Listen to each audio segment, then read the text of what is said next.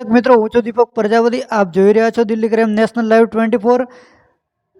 કોંગ્રેસમાં મોટો ભૂકંપ જણાઈ રહ્યો છે. વિસાવદર અને કડીની ચોટની હારતાની સાથે નિર્ણય. શક્તિસિંહ ગોહિલ પ્રેસ કોન્ફરન્સ કરી અને શક્તિસિંહ ગોહિલે ગુજરાત પ્રમુખ પદેથી રાજીનામું ધરી દીધું છે.